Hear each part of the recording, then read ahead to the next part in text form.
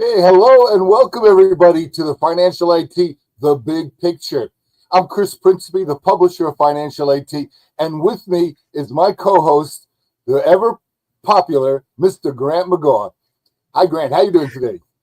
Hey, good morning, Chris. I am so happy to be here. I am hot off of my return from South America. I was in the country of Guyana for the last 4 to 5 days, actually celebrating a friend of mine's birthday. And they're from Guyana. And they say, hey, I'd like you to come help me celebrate my birthday. And she had friends and family coming out, about 10 or 15 of us. And it was an opportunity for me not only to help her celebrate her birthday, but to see what the country of Guyana was all about. A lot of people confused when I said Guyana, they were thinking Africa and Ghana. And I'm like, no, I think South America and Guyana. That's how the perfect pronunciation, I'm going to say my perfect pronunciation, is Guyana. So there's a big Yana there. So it's not Ghana, it's Guyana. And huge history there. Huge. It's a beautiful people. I really enjoyed my stay. I learned a great deal, and I understand now what they bring to the table. There's a remarkable transformation from a financial standpoint that's going on in Guyana right now in recent years, and they have been catapulted mainly from, you would say, largely a agrarian, agriculture economy to, this is, and I quote this, the world's fastest growing oil producer. With the GDP around 40%, which is pretty big in 2024. And this new wealth not only is reshaping the company or country internally, but it's also elevating its influence in CARICOM. So today, let's explore how this oil boom intersects with longstanding commitments to food security and regional integration, and what that means for Guyana's future in the Caribbean and beyond. What do you think? Well, Grant, this is a subject really close to my own heart because I think, my first wife was from Trinidad, so I was introduced to Guyana at a very young age, really, and through a lot of political connections. So I had a flat in Guyana from 1988 to 1991 and spent a lot of time down there. And over the years have visited a number of times. And I'm so excited when you told me you were going to Guyana. I was so excited when you're down there. And I got to tell you, I'm even more excited now that we really get to talk about it. So let me just give a little bit of history for everyone, just to place set where we are. So, Guyana in the early 60s got its independence from the British colonial rule, and Burnham was the president at the time. He passed away, and Desmond Hoyt became president. I've actually been at the presidential house, is what they like, the equivalent of the White House in Guyana, meeting with Desmond Hoyt over some projects at the time. It was interesting. I had a lot of easy access because there was very few Americans there at that time. And there was actually more Russians there at that time because Burnham had a lot of communist leanings, and even the other political party, which was led by Chetty Jagan, had a lot of socialist leanings. So it was kind of an interesting time, but clearly a poor country. To give you an idea how poor, my apartment, my flat there, cost me $240 for the year, and I paid a year in advance always. And when I told the gentleman that I was renting from that I wasn't going to renew anymore, he practically cried because it was U.S. hard currency coming in, right? And that's just the place where things at. At that time, the main products from Guyana were, as you said, agricultural. So rice, sugarcane, which were the things that the colonial British originally instituted there. Bauxite was another one. And then Guyana was also quite famous for their hardwoods, their timber, right? And they were also a port that did a lot of the shipping, shrimp business, right? So that was really kind of how it is. And, like a lot of third world small countries, the wealth was very concentrated, and the populace really didn't benefit in any. In fact, the country didn't really benefit for any of the income. And then we saw that gold and diamonds, the mineral wealth there. I think what a lot of people don't understand, just like you mentioned, where is Guyana? So Guyana is at the top of South America, next to Venezuela. That actually borders. It's actually a disputed border that flares up every once in a while.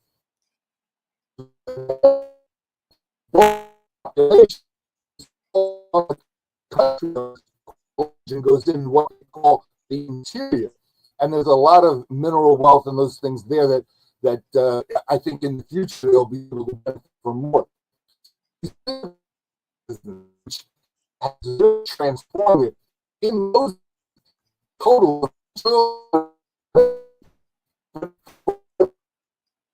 They weren't really very successful, and maybe it's a combination of their that the government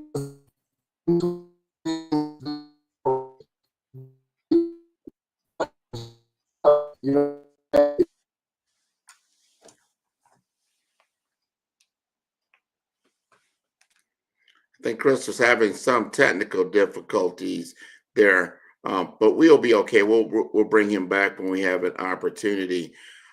I want people to understand, just like Chris was referring to, like what Guyana was known for before this new boom. Now, it was definitely an agricultural society. They're known as the breadbasket of the Caribbean. And I'm talking about food. 80% of Guyana is a forested area, and it's protected. It's very, very rich. When you go there, it's very, very green. You can feel the vibrancy of the life that is there, and it's largely untapped. Now, when I was there, the one thing that struck me the most was the amount of new construction that is taking place. New road construction, new homes, like single family homes being constructed. There are plans for new hotels being constructed. What we know as Ghana, even today, within 5 to 10 years, will probably be unrecognizable in Georgetown of itself. And to Chris's point, a lot of American money that is coming out. I love the fact when I had a chance to use, my currency, which was U.S. dollars, that was readily accepted. It was like, they love to have that, right? Yes. So to give you, for instance, when you would go to an ATM, and you go to ATM, you would withdraw money, and I wanted to withdraw 200 U.S. dollars worth of currency. That's 40,000 Guyanese. He's like, wow, that's $40,000, a lot. However, it all works out. And really what it works out to is that I think around $1 US would equal about 1,000 or so Guyanese dollars, right? So we would take like a taxi ride. It would cost you like $2,000, right? But that's really about $2. It's not that expensive in that respect. But the people are very, very nice. I enjoy so many different types of people in many different circumstances, and it was great. But I wanted to bring this home because right now in the CARICOM relationship, this is just fairly recently that CARICOM now has a residence in Guyana, an official residence for the Secretary General right in Georgetown, right? Mm. And there's an election now that'll be taking place in the September area, right? So this is coming up. So within the next month or so, they're going to elect a new government that'll last for the next 5 years, and it'll take Guyana to a whole nother level by the time of the end of that administration. Very important, very important. So when I look at these things, I look at like, wow, this is a great investment opportunity as we are now, in the financial shifting of what's taking place with not only oil And gold, they've discovered gold in Guyana as well. And when you've got these two magnificent resources coming together, and they're looking, how do we reinvest into what they call their mainstay? Their mainstay is producing food. Guyana is one of the few countries in the entire world that's self-sustaining when it comes to food security. They can produce their own food. They have massive amounts of, as far as rice production. And let me tell you, they have a dish they call cook-up rice. And you get cook-up rice, I'm telling you, I've had rice from all over the world, especially in the Caribbean. This is a delicious dish.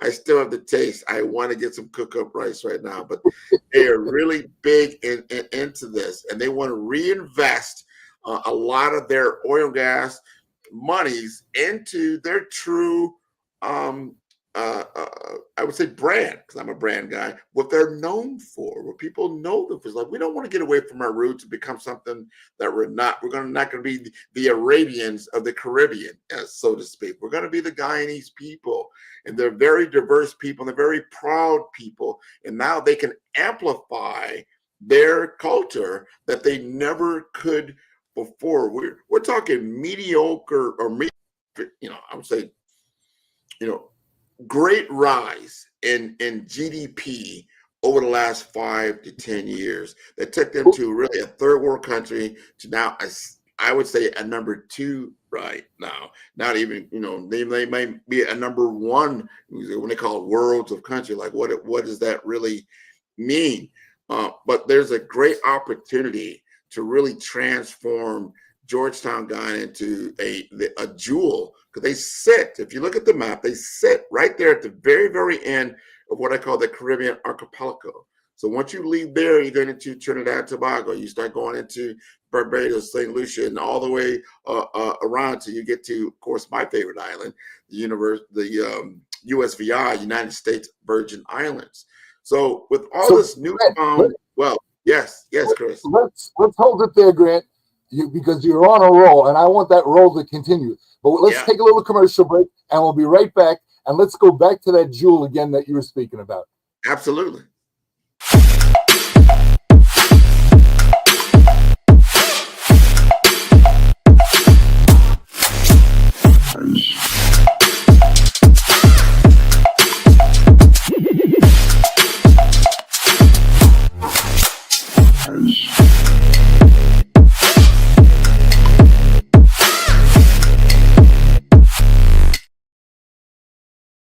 Third Wall Street is a new emerging global capital markets formation and structured trifactor financial hub at the U.S. Third Border in St. Croix, U.S. Virgin Islands, in the Caribbean and Latin America.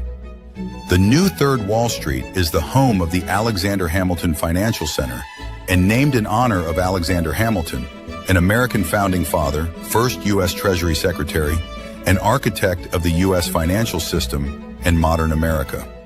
Third Wall Street is located in a U.S. National Heritage Area, Opportunity Zone, and the boyhood home of Alexander Hamilton in St. Croix, U.S. Virgin Island, connecting 3 financial hubs in the Americas by way of new innovative financial technology and markets: New York Wall Street South, Brickell Avenue, Miami, and Third Wall Street in St. Croix, U.S. Virgin Islands, and established the new Caribbean America's Single Economy Zone, developed by SETI Case Capital Markets.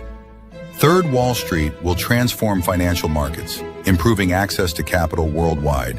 Visit www.thirdwallstreet.com to learn more. TravelShare. It Marketplace is an innovative, dynamic, user-friendly, and fully comprehensive global travel marketplace, featuring all Caribbean islands as a premier destinations. TravelShare. It Marketplace featured daily travel news, arts, culture, events, travel weather news, individuals' remote work, flex time, paid time off, family leisure time, and travel deals to better connect the U.S., Caribbean, and the Americas worldwide. So no matter where you want to travel in the world for work or leisure, working remotely or on vacation by yourself, with friends or family, whether by air or sea, TravelShare. It Marketplace makes it easy to get you to your destination. Book now at www.travelshareit.com.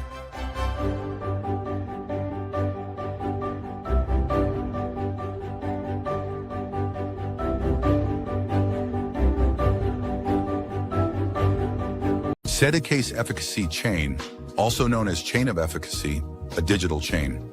A chain is only as strong as its weakest link. Educate, efficiency, effectiveness, and evolve. So whether you are doing market research, studying, doing market analysis, or making a critical financial decision, get the latest breaking, developing market news in the cryptocurrency markets at www.efficacycoin.com. Efficacy Cryptocurrency News is powered by Case Capital Markets.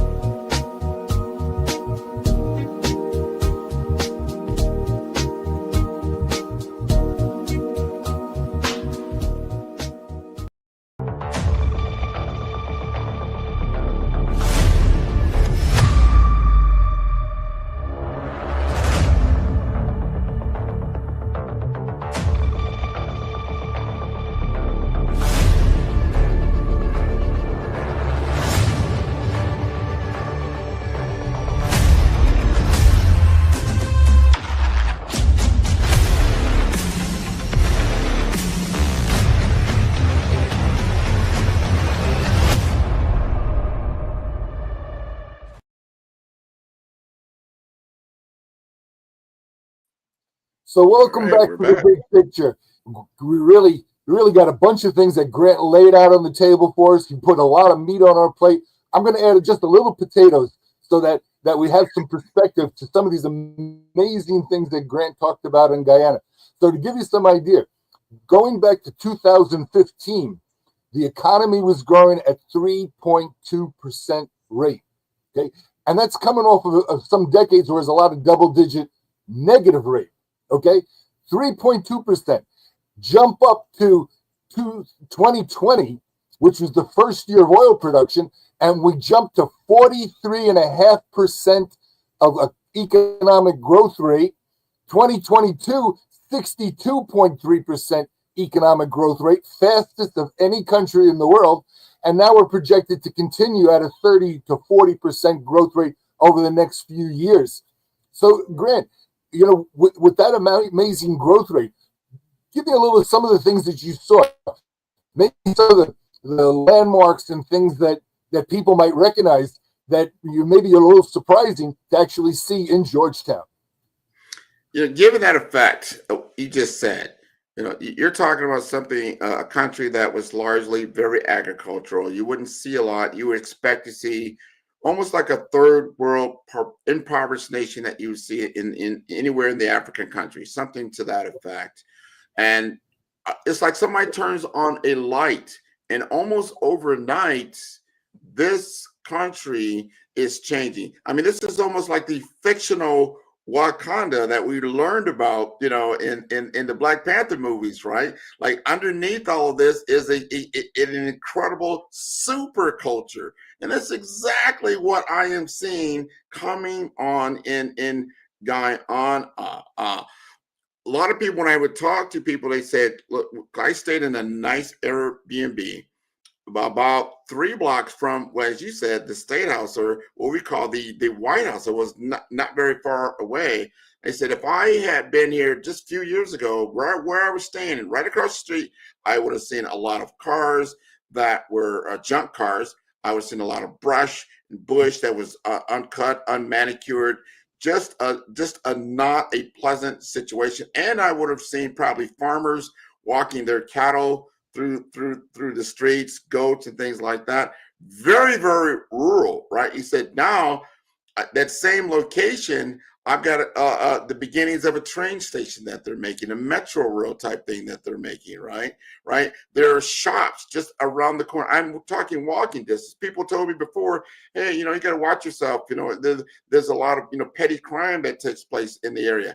I felt so safe there. It was nothing like that. My spidey sense would have picked something like that up.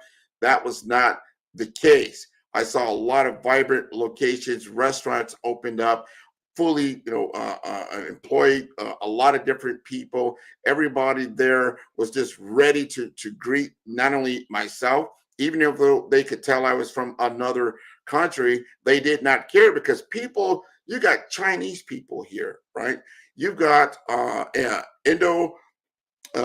I would say Indo-Asian people there as well. You've got African people there. You've got people from all over the Caribbean that are there. There's a huge melting pot of diversity right in Guyana. So when you look at the I would say the ruling party like currently, it's just a lot of different diversity of influence there.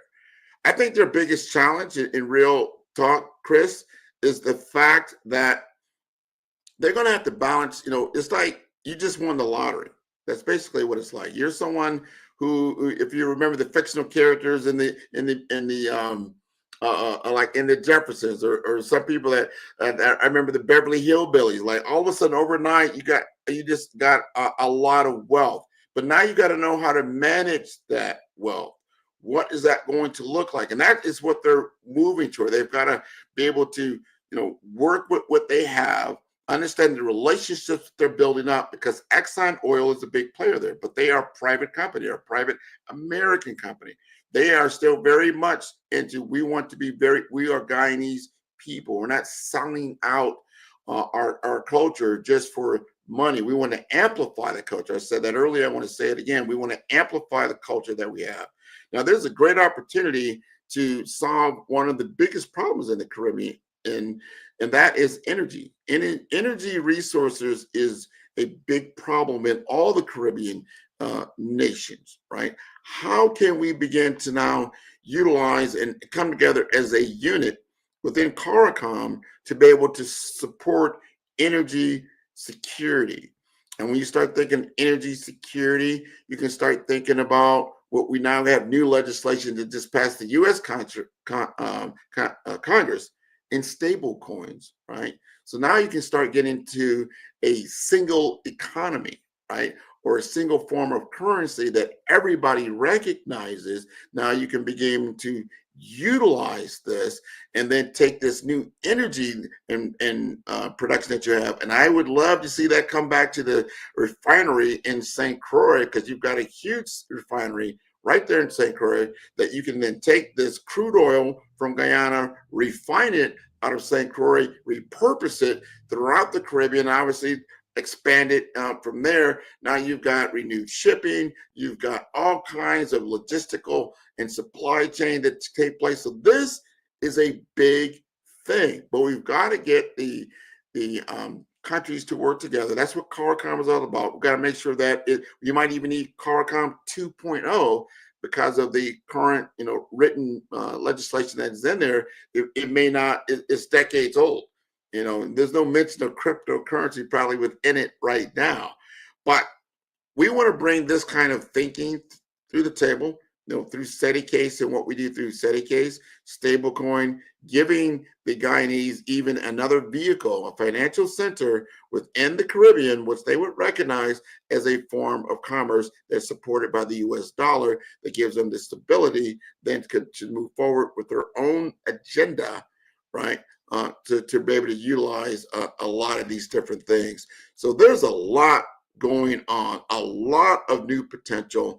And I go back and if you land right now, and the airport's about 20, 25 miles away, and then you're going to drive all the way back into Georgetown, you're going to see everything that I'm talking about as far as the agrarian society. Also, you're going to see a lot of new construction. This construction is impressive because you're going to see a highway, a 2-lane highway that's kind of broken up along the way because they're reconstructing it.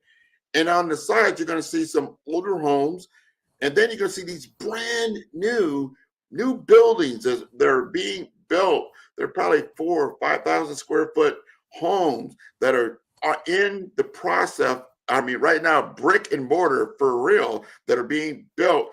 They're built. There's a beautiful river, right? That if you got to look at the topography, this river, you can see the life in it. It is so green, it's so plush, and there's so much vegetation there. It's incredible.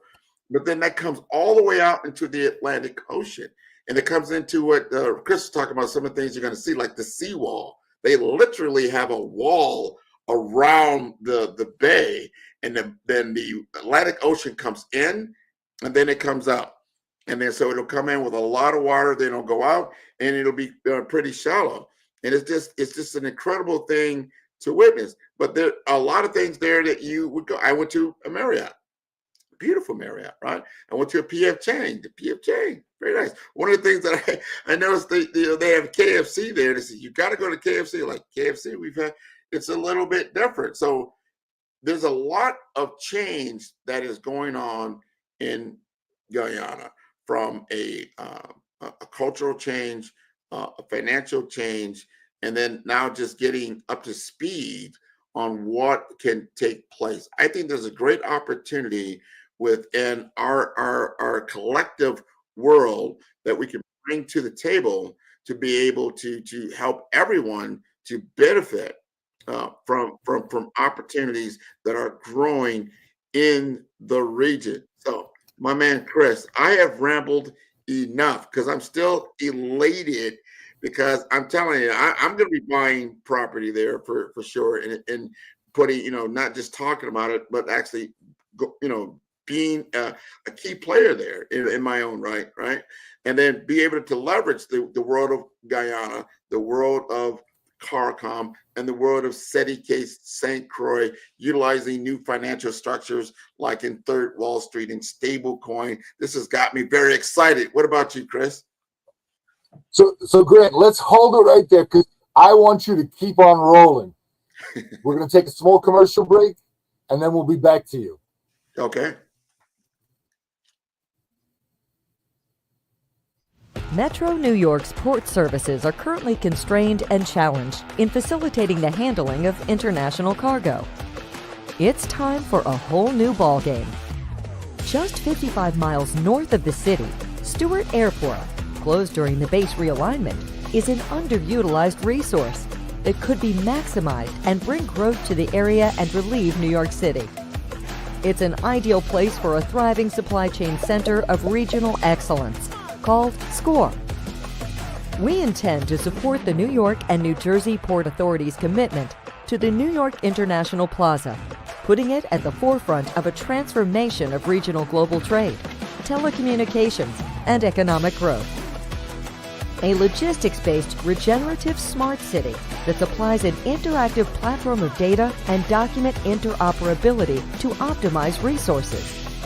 SCORE will transform this location into a thriving hub that can process and distribute cargo via various methods of transportation, elevating it to one of the world's best intermodal ports. We aim to build a cybersecure network operations center that enables customers to share data in real time across the supply chain and across the whole region, utilizing eco-friendly practices to keep things running efficiently. And it doesn't stop there. Not only will SCORE develop high-speed wireless networks in a data-driven city to improve logistics and facilitate international trade, it will also create critical infrastructure for regional economic development. By optimizing the business environment, attracting startups and investment, supporting the development of high-value industries such as medical, education, technology, and hospitality, creating new employment opportunities for the region. SCORE will inject vibrancy and inspire prosperity in an underutilized area to develop a greener and more livable smart city that thrives, bringing excellence to the Hudson Valley. It's a game changer. Visit In today's fast-paced financial landscape, access to capital is the key to success. At the heart of this revolution is Case Capital Markets, powered by SETI Case. Here, innovation and investment converge, creating a dynamic environment where businesses can thrive and reach new heights. Introducing Grant McGaw, the Senior Advisor at Case Capital Markets. Grant is a visionary leader, dedicated to connecting businesses with institutional capital and strategic funding. His expertise opens doors to game-changing investment opportunities, making him an invaluable partner for companies looking to scale and succeed in the competitive world of finance. With an impressive 25 years in technology, 9 years in healthcare, and 6 years in investment banking, Grant McGaw has a proven track record. He has successfully closed over $500 million in high-value transactions, seamlessly bridging technology, healthcare, and infrastructure with innovative financial solutions. His experience is a testament to his ability to drive success. Case Capital Markets offers businesses direct access to over 32,000 venture capital firms, private equity funds, family offices, and institutional investors. This network empowers mid-market companies with under $100 million in revenue to scale beyond their limits, unlocking unprecedented growth potential. Debt, equity, growth capital, public offerings. These are the building blocks of the future of capital access. Whether you're scaling a business, seeking investment, or exploring market expansion, Grant McGaw is your trusted partner. Together, you can unlock capital and create long-term financial success. The future belongs to those who take action. Are you ready to elevate your business?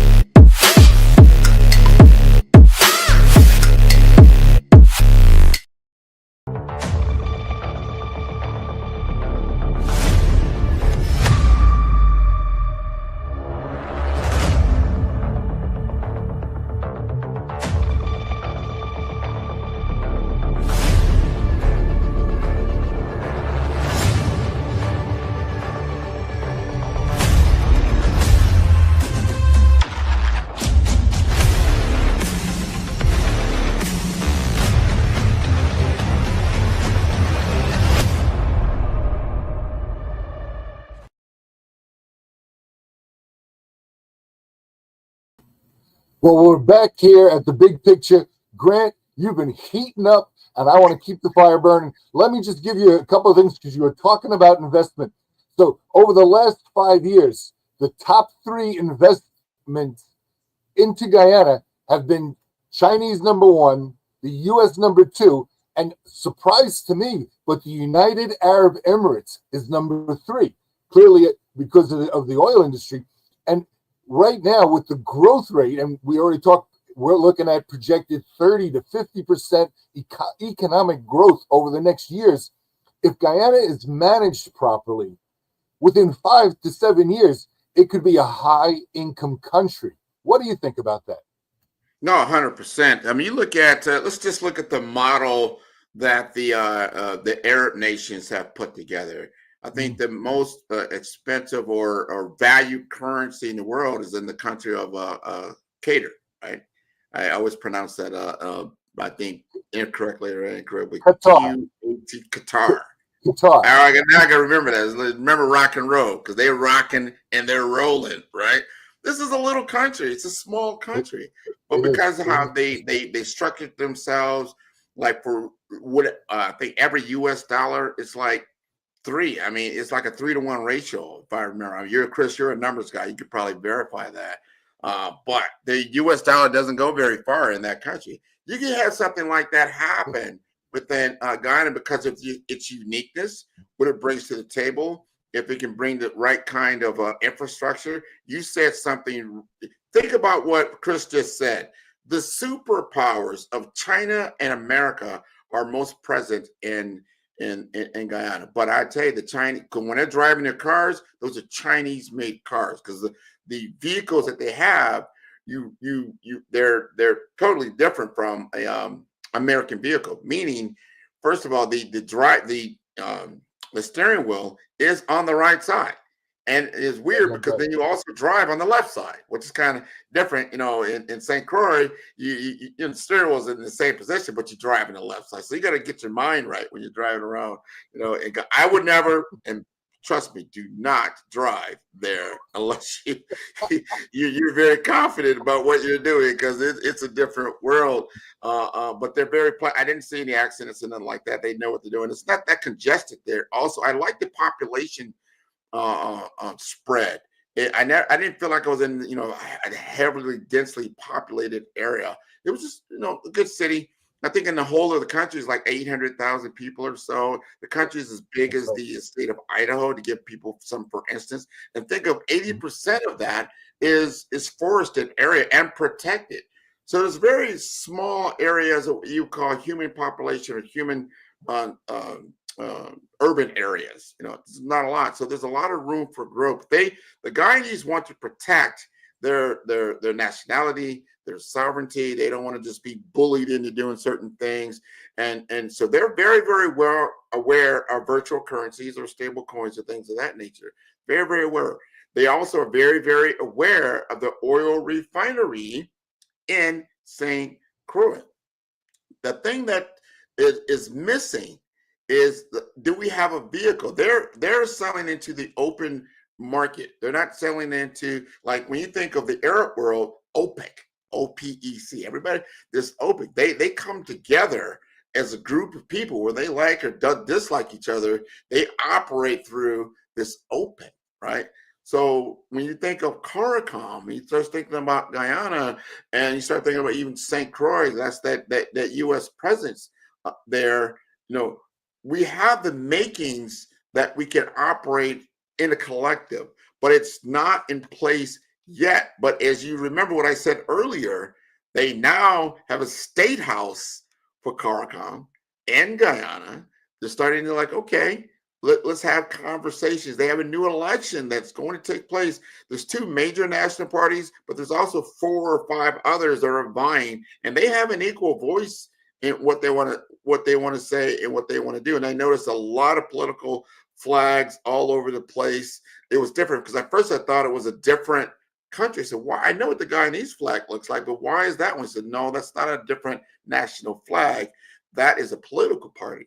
And they're all over the place. And as you said, there is some pressures with Venezuela right now.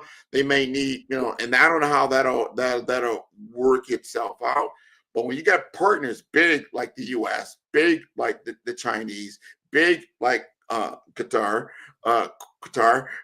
these are things to consider. So I want to get from your lens, I want you to put on your banking hat over there, Chris. When you look at the opportunity and you know what the territorial map looks like in the Caribbean, now you got a new player. All of a sudden, you had all the dominoes there. All of a sudden, you got a lottery hit, right? You just rung the bell right there in Wall Street. You got a major player. How does this shift and change the landscape?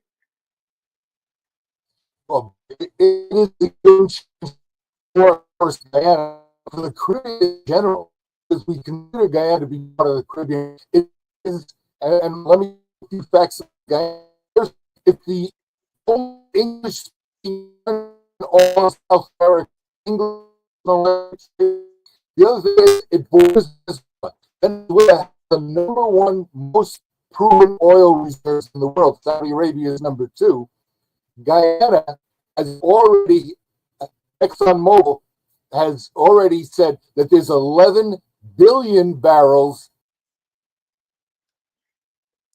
We lost Chris.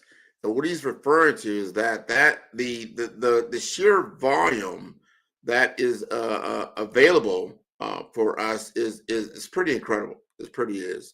And I think when we start looking at all of these different things, we're going to see that it is a major change. And the things that we knew the Caribbean to be will not be the same as it were in the past. 2025, game-changing moment. We can't look at these places as we once did. Like Chris, you even said when you went to Guyana back in when your first wife Trinidad, and it was very a rural community, and it didn't look very developed at all. That same location, I just came back. I mean, literally yesterday.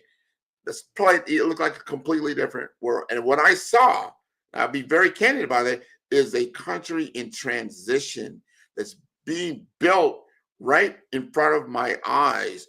with new construction, new hotels being laid out, you're going to start seeing that whole area, what I call that seawall area. Like, hey, there are plans, and I want to see the 5-year outlook for where they're going to put some of these places. One of the places I went to is called the Sleep Inn, right, Chris? So you think Sleep Inn, I'm thinking, oh, it's a Sleep Inn, because part of our party, we had like 3 different factions. One at the Marriott, one at Airbnb, one at the Sleep Inn. Oh, it's a Sleep Inn. I'm thinking Holiday Inn or something like that. We get there. No, this is a hotel that is connected to a casino, Casino Carnival. It's right there. It's like, wow, there's a casino. Things I did not expect. When I just saw cows walking down the street, and now I see a casino, and it's all built out. And I'm starting to see, so it's almost like 2 worlds in one when you go to Georgetown, Guyana. You're in the middle of this agrarian society, but you see this technological type of jewel that's starting to take shape that will be supported, to your point, with that kind of capacity. You're not going to run out of oil anytime soon. And they've discovered gold in them hills, right? So you got gold in them hills, right? So you got real coin, so to speak, that you can make. It's gold actually in the rivers, right? Not really. It's not really the hills, but it's gold in the rivers. But gold has always been there. They've always been a producer. Now they've become a real. It was a handful of families that produced the gold back then, right? And I remember being in Georgetown when I first got in there. Almost all the buildings were wooden, and that's changed a lot, right? The only really established building was the Pegasus Hotel, which was a round hotel. Now that's been expanded, and it's right on the seawall, right off the Demerara River. So it's an area there that the seawall, for instance, was very famous for couples walking for romantic little jaunts down the seawall. But Guyana now faces some other serious problems, with the climate change and all. Georgetown is actually below sea level. Yeah. That's why you have the seawall. Okay. Yeah. So these are things that the government's going to have to deal with and prepare with. And if they manage properly, you brought up how the Arab states have worked and some of the example there. Well, one of the big examples I did take from the time I spent in the Middle East is really focused on infrastructure. So if we see Guyana do the same thing, if they put that into infrastructure, and the metro you talked about for a good example, the Chinese come in, they rebuild the port. The Chinese come in, they build roads, they build bridges, right? These are the kind of things that we need. But again, we need Guyana now more than ever as part of CARICOM, as part of the Caribbean. They will be a leader instead of an afterthought, which is what they have been for decades and decades, just an afterthought.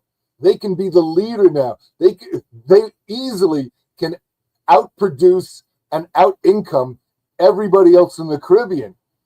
So such an important cornerstone, I would even say, that we have in the future. And with everything going on in the U.S. Virgin Islands, there's such an important part of what we can do, and we need that relationship to come together. What are you seeing with the relationship and how they're looking outwardly? Well, I would think right now they understand their position. It's all about positioning. Once you understand your position and where you sit in relation to others, everybody, especially when they say like, oh, a lot of people want to come with their hands out and want to do things, but now they're going to have to sift through the people that truly want to be helpful and those that are not. Then we have to re-educate our people who wants to be involved in our renaissance in the country. Now, I just had on my own show, Follow the Brand, a gentleman by the name of Richie Edwaru. Richie Edwaru is one of the foremost thought leaders in agentic AI. These are high-end artificial intelligence models. He's been doing this for a very, very long time. He is a citizen from Guyana. These are the kinds of people that you want to hey, can I trust this individual? does this individual bring a breadth of knowledge and a breadth of relationships that we can utilize? And my answer would be yes. These are the kind of people you want to look toward. There's probably some other, because before Guyana has probably been exporting a lot of its talent. Whether it's in education, whether it's in healthcare, and whether it's in technology, and now they can bring some of those people back, or kind of do a relationship type of thing as they start to build out, because now they need to mold and shape what they have into something that can truly be remarkable.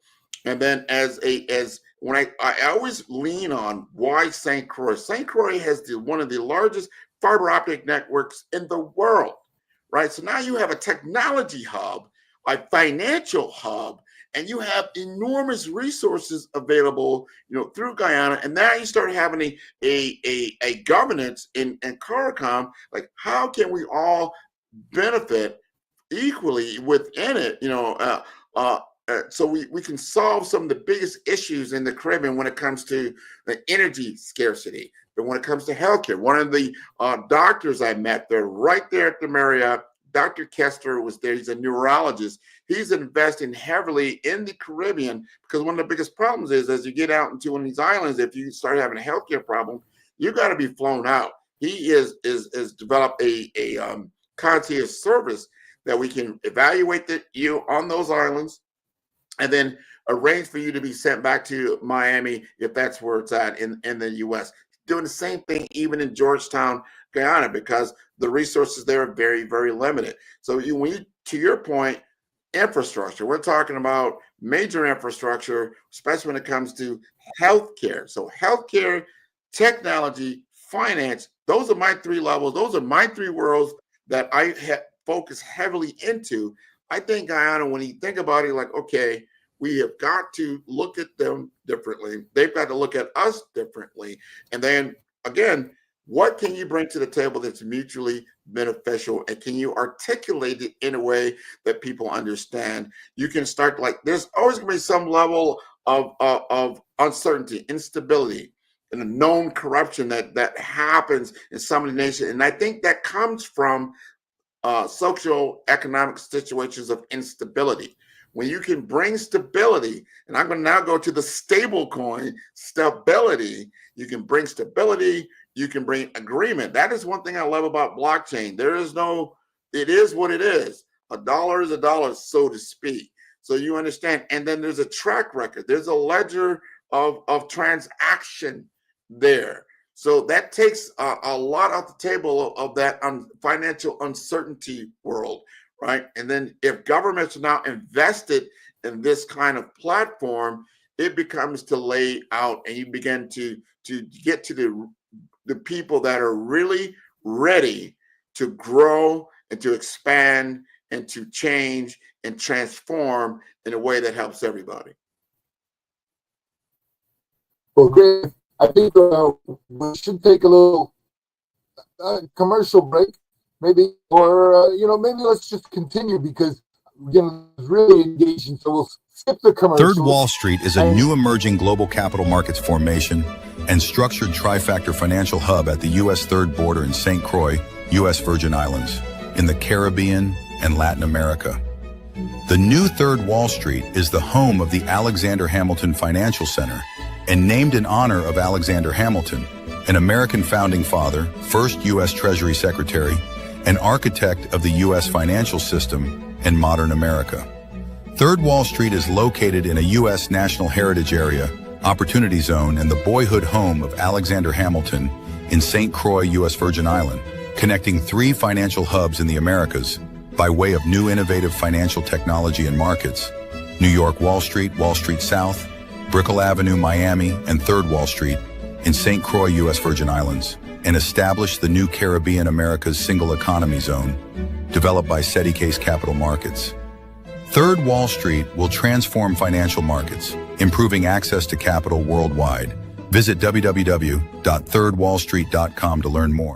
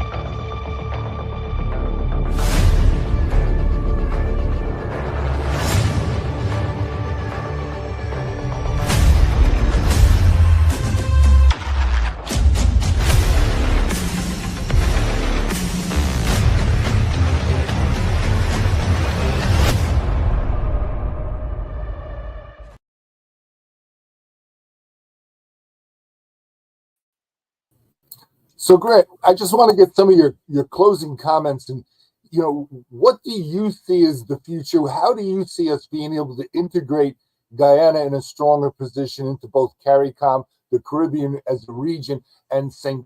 Croix in particular? This is important when you think through the lens of businesses and policymakers, especially in Georgetown. What do they want? They want cheaper cross-border transaction and better access to capital. That's it. So the Carib coin, you want to call it that. We're going to get to the coin where we're going to get to it like a stable coin. This initiative to have a single economy. That's the Caribbean American single economy, right? That's what SETI case is all about. This initiative is exactly what it promises. It promises to answer this important question that's coming out of Georgetown right now. Now, it is designed to let traders in different Caribbean territories settle accounts in their own currencies using a stable coin that is backed by Caribbean assets. With that's the thing, very minimal fees. Right now, the traditional banking world, it's different because it's just varying scales of economies, which So now you have one economy, one stable coin, let's just say, that you would then work with, that it is what we want to now coin as the third Wall Street. We're going to operate this out of St. Croix, and that would offer capital markets a platform with tokenized bonds, different notes that are going to be combined with very generous tax incentives that we've talked about extensively that the USVI brings to the table. So you can bring to the table the wealth of the United States. The wealth of the United States is the stability of the United States banking system and economy. The $30 trillion economy now is at your border, part of that third Wall Street, right? We want to incorporate that with the Guyanese world, with the CARICOM world of itself, so that when you start looking at Guyanese firms or government agencies, they can then view these developments as new avenues to financial infrastructure. As you said earlier, you got to have infrastructure, you have financial infrastructure, and then this will fuel the energy projects and you don't have all those delays and a lot of red tapes, and they got to depend always on the U.S. and always on the European or always on the Chinese. They can start doing some things on their own. So the Guyanese government, I see them already stresses that they want regional collaboration on energy. Let's give them the vehicle to make this happen. It's very, very important, right? So as you think about regional finance hub, that's what we would have. A finance hub, a technology hub, and also a healthcare hub. That would be great. So if we can work with them and we can bring this to the table, and they are willing to listen, because we're bringing together we're answering their most important questions. They need a true partnership, a true collaborator, not a predator. Okay, I'm gonna say that again. They need a true collaborator, not a predator. You want someone that's here to help you and not take from you. We've seen many, many examples through many, many centuries of living, but people will come to your shores and extract all your resources and give you very little in return. Let's not rebuild that type of infrastructure. Let's build an infrastructure that truly uplifts the region and solve some major issues in the Caribbean. Let's get outside of tourism, right? Let's talk about healthcare, right? Let's talk about quality of life. Let's talk about how all these different islands are now truly connected through logistics and supply chain, and they're all have similar resources for accessibility wise that are not dependent. One thing I want to note: Guyana does not get the storms like the other parts of the Caribbean. Usually when the hurricanes come, they're coming in and going up north. They're coming into the Caribbean and going Caribbean Sea and going north. They kind of graze through, but they don't get those kinds of storms. One thing I did learn, this is true, when Chile had an earthquake, a big earthquake about I don't know, maybe it was 5, 10 years ago. It shook parts of Guyana. And I went into a Chinese restaurant, right, and I recommend Chinese. I had some chicken chow mein, beautiful, delicious. And I was wondering, why is the glass broken? It was broken because it was shook by the earthquake that happened in Chile. So just be aware of that. Other thing, I didn't mention this, but I gotta mention this because I think everybody got to be like, you didn't mention Crider Falls. You can fly into Georgetown, and then when you get in, or you fly into the airport, you drive to Georgetown, and then you can book a charter flight to Crider Falls. When you do that, it's like a Cessna. It'll take you out. It's about an hour flight or so.